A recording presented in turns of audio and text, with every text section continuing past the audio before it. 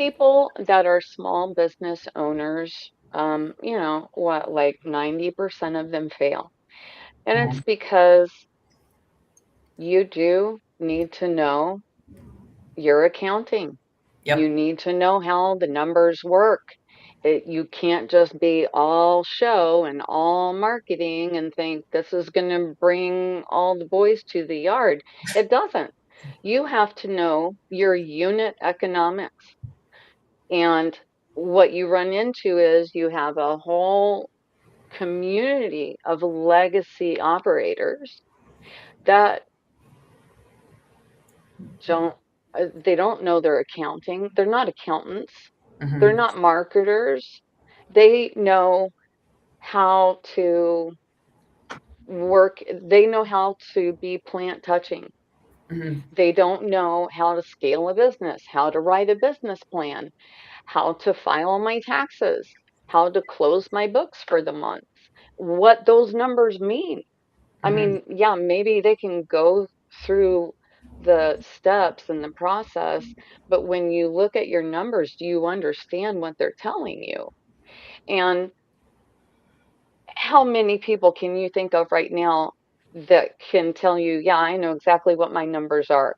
My profit is this, my margins are this, this is the decision I'm making next week, and it's going to have this effect that's measurable.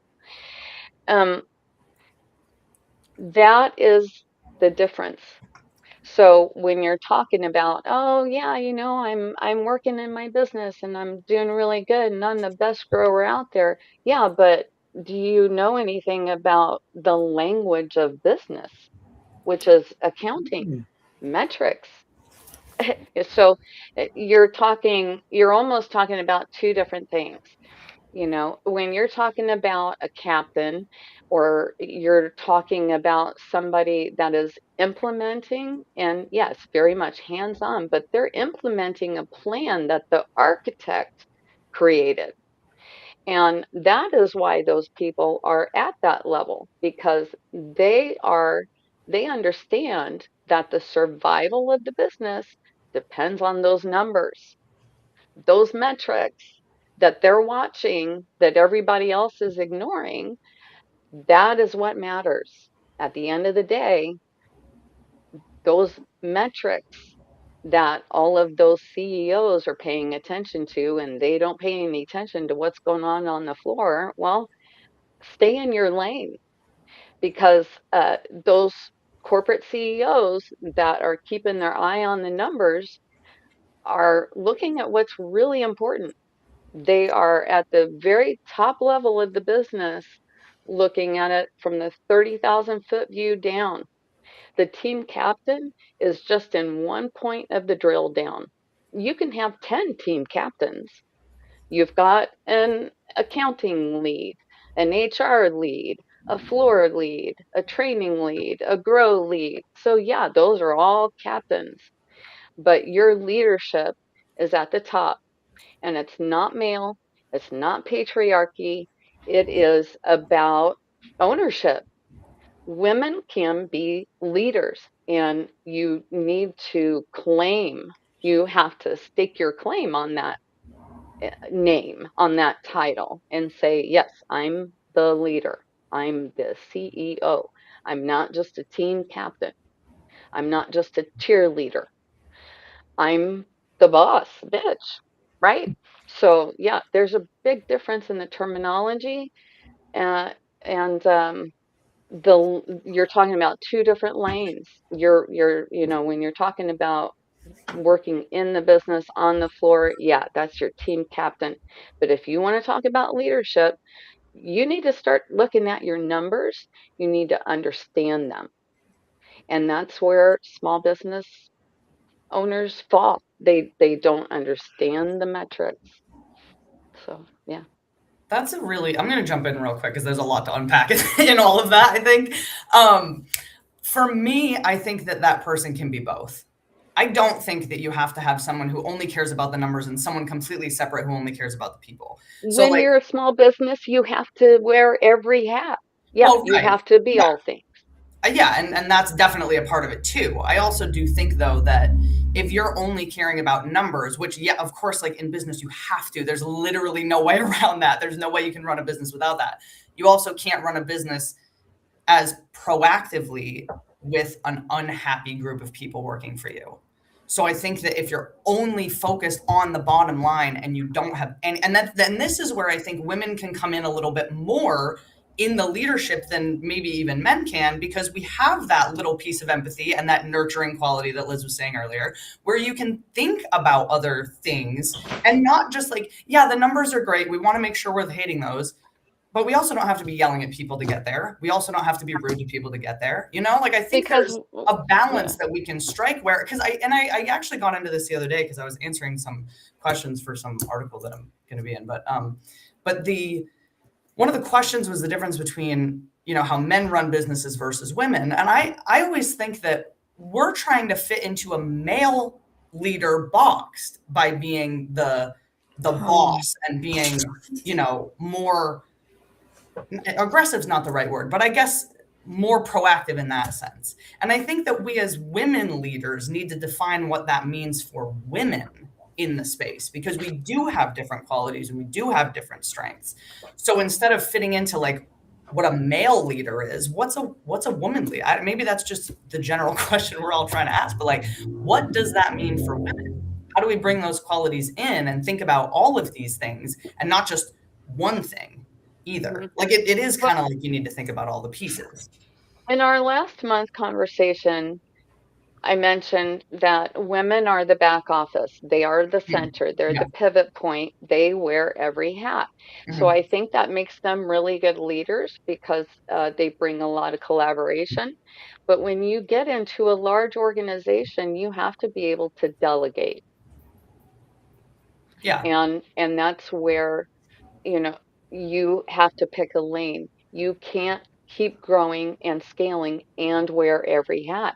Yes, you have a very high level of awareness and visibility of every metric and every attitude, but you're talking about, kind of HR versus, and that is leadership, of course. But I think women can also have a weakness there where they don't want to delegate, they want to micromanage.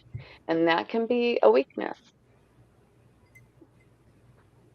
especially if your I want to, organization is getting too large to do that. I want to chime in on what you just said about women not being able to delegate. They just want to, or micromanaging. I so with I don't want to say too much here, but I can see that happening not just in the cannabis industry, but with sports. So when it comes to coaching now, I've always been with a lot of male coaches. You know, I'll probably be like me and one other female coach. But with a lot of female coaches, I see that where they want to micromanage because I guess you think the team or the people are representing you, so you have to control every aspect instead of trusting the rest of your manager coaches to do what you're saying. So I can see where you're saying that. It's just I think it's a workaround, but that's where it comes at with trust, Mhm. trusting that your people can do what you want them to do. Just like being a mother, it's hard for mothers to trust other people with their kids because that's your kids. You know what I mean? So I think it's kind of the same. That's what my thought process was with that. Yeah, that's where you really have to rely on those team captains to be a clone of you, Mhm. right? Yeah, and Yeah. that goes to building what that team looks like too, because you're right, Alex. Like you're obviously not going to just you're not going to get delegate to people that you wouldn't trust or have that relationship with. You can't. I mean, you'd be pretty dumb to do that if that's the case. That may also be why some of these businesses fail too, because they get to the point where they feel like, well, I need to just pass this off to someone, so I'm going to pass it off to whoever who's in this title, and that may not be the right person for that particular job. And so I And can see, not follow up yeah, I can see or that. train. Right, right. And then we go back to the training, which then is the leadership, and like, okay, now we have to trickle back down to have you done this thing before, and what does that look like for who's doing the work on your behalf too. I kind of think back. and I don't know why, but this has just been in my head the whole time. Like undercover boss, right? It's like this guy that's like in the back office and he's doing all the numbers and he's grown this thing so big, and then he goes to do the actual job, and it's like, well, I don't know how to do any of this. And I think to some degree, like nowadays, keeping that in touch is important too.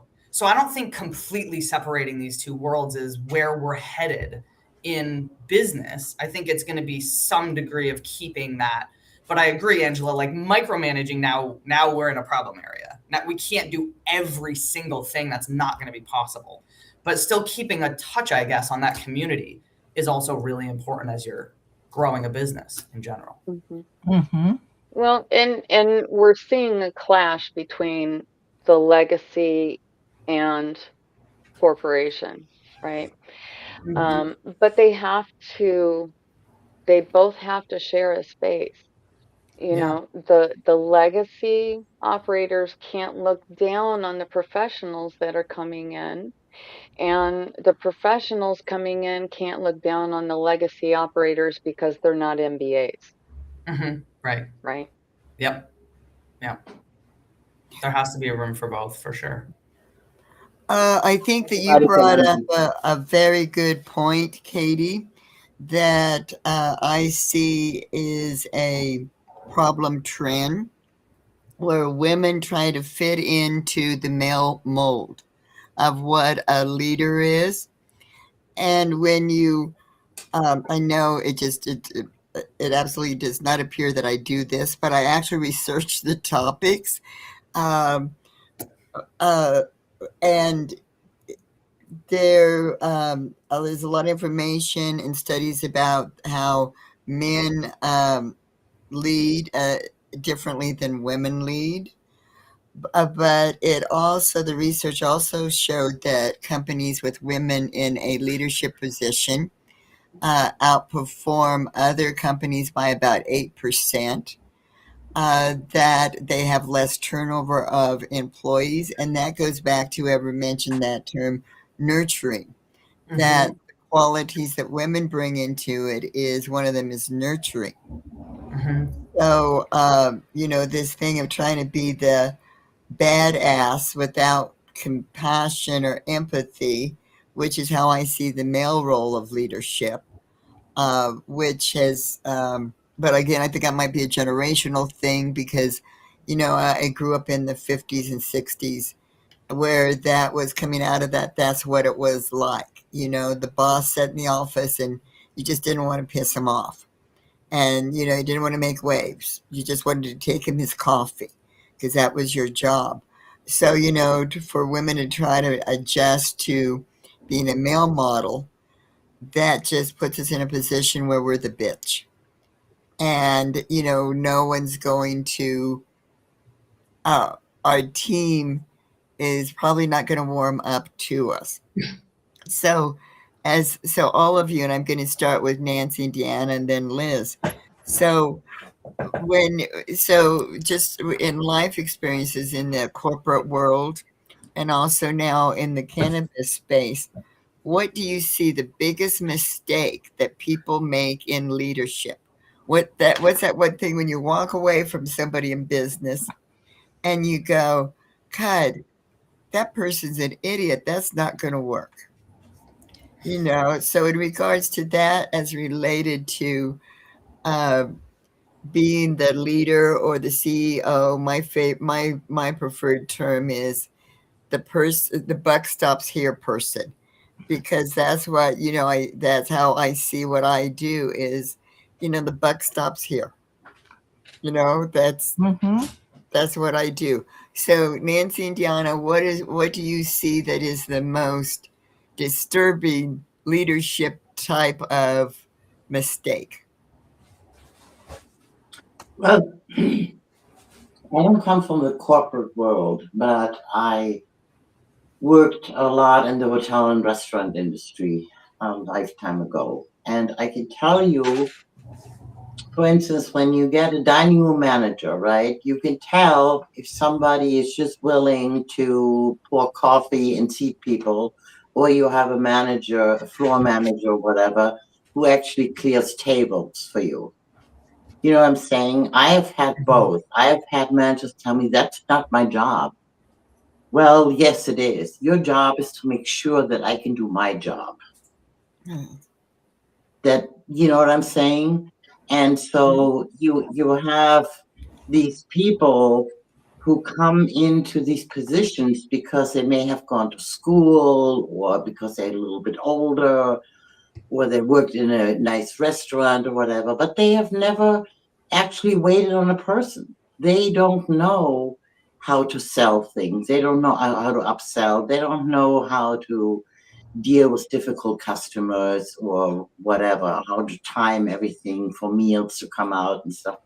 So there's nothing worse than getting somebody set in front of you who doesn't have any idea about the job that you're doing, but they are trying to direct you or tell you what to do. And so that has been, I have experienced both of it. And I think that is a failure. And you got to be willing to do anybody's job, and you got to know how to do anybody's job. I think it's a failure in leadership if you don't. So what do you think, Nancy? I see, because I did work in corporate, and I think what we were talking about earlier with the distinction between the numbers guy and the guy at the top, there's got to be, that guy on the top is creating the culture, and that should be filtering down, I think. And we don't always see that. We don't see maybe the communication that is essential. And we've walked in, and people that are, you know, the cashiers or the bud tenders, they don't even know tar tubes are on their own shelves, let alone pitch them and sell them. So I see that's a lack of communication on the part of the team leader to the staff, and saying, hey guys, you know, this is the new product that came in this week. This is the strain we're pushing this week, whatever it is. It has to be communicated. And whether that's a corporate thing or not, it's you need communication wherever you're at. Oh, absolutely. And honestly, what I have found in the industry itself, which is kind of funny to me, in the corporate world, emails, you have a turnaround time of 24 business hours, right? In our industry, we don't get, we're a little more lax. 24 business days. Yeah, or weeks. I actually had somebody reply to me that I sent an email to 4 months ago. Yeah, that So is why. we are, you know, we're stoners, honestly, and we're not like on top of this, and we need to be. So Alex, you were going to go ahead. Yeah, when she said we're stoners and we need to be on top of it, that got my mind going. Like, I worked in corporate, I worked in not corporate, and then I came back to corporate. I like corporate because of the structure. You know what I mean? Because there's always a guide to something. There's a system to something. There's levels to this. When you're a mom and pop or you're a solo business owner, you are the level to it, and it kind of just flows on how you want it to flow. That's not going to work as we go forward. Some of us can balance the two, and we bring our skills, our corporate skills, to mom and pop stocks and make them kind of flow, and vice versa. But we can't, to move the industry forward as stoners, we can't say we're stoners, so I'm gonna take 2 months to reply to your email. Like, nah.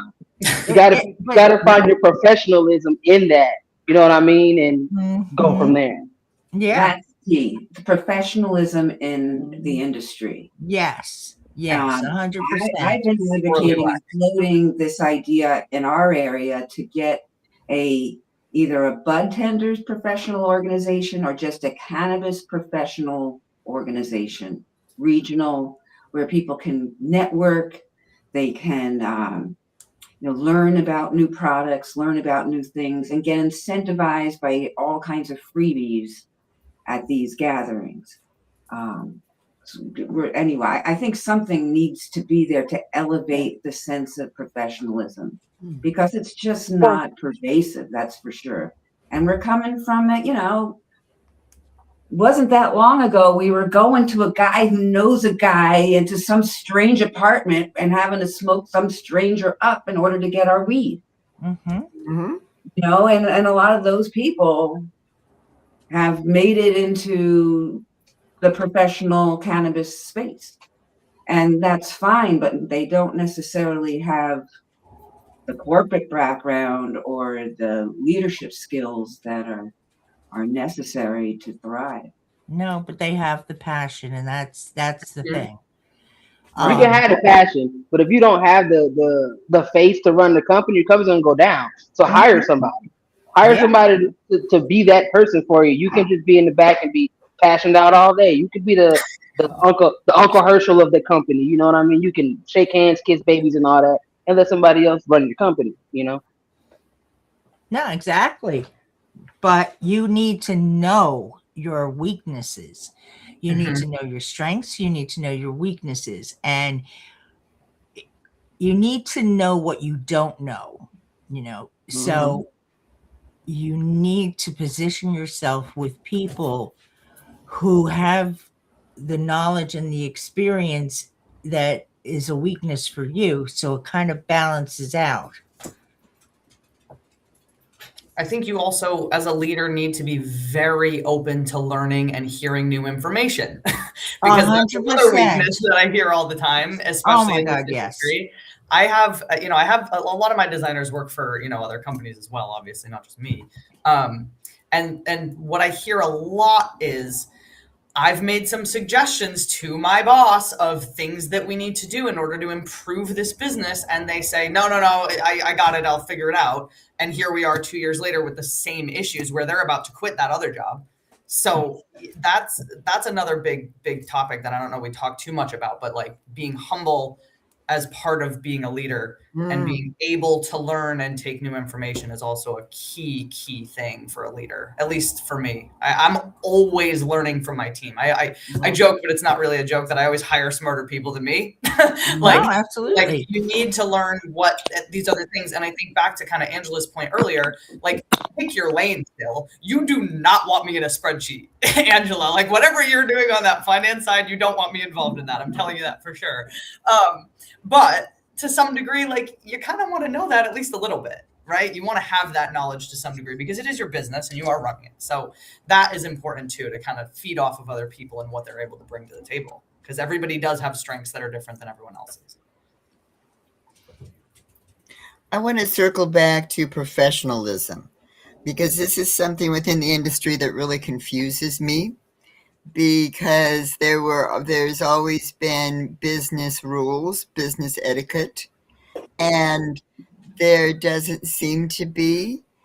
And it also seems to be 24/7.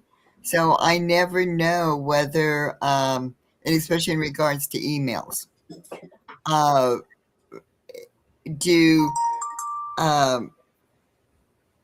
whether it is, how long can you wait before you respond? Because there doesn't seem to be any set rules.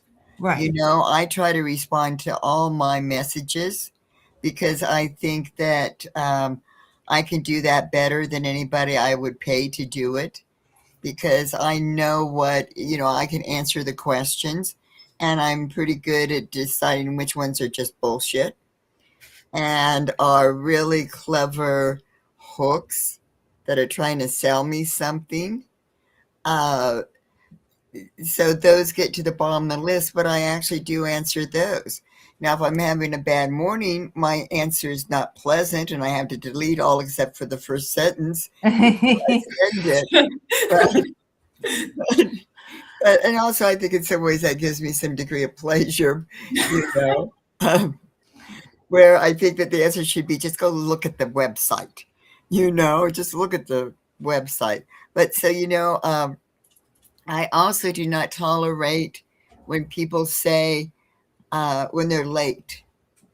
because I like schedules. Mm-hmm. That's the only way I can get work done is to have a schedule and a plan.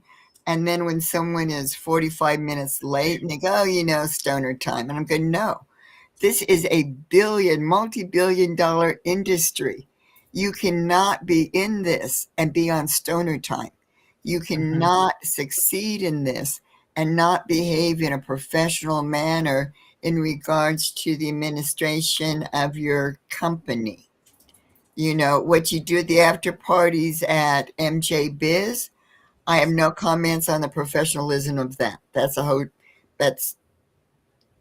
entirely whole think different. tank on its own, I'm sure. Not what? A whole think tank on its own, I'm sure. Oh I yes. think that's just time management in general, Addison. When I was working in real estate, it's very difficult to avoid working 24/7 because you do the majority of your activity on the weekend. So here's a really important distinction between men and women. We touched on this last time. Women are moms. They are the central pivot point for everything that happens in the home, and the home is open 24/7. A man can turn off the business at 5 o'clock and come home, and a woman doesn't do that. So when you're in your business, you have a tendency to just be very reactive to everything that comes across your plate. It's never ever done. You're a completion freak. You got to get everything checked off your list. Mhm. That's a personal time management block. I'm the same way. You have to set the boundary. You turn off your computer at 6 p.m. It doesn't go back on until 7 a.m. That is that is a boundary that you have to personally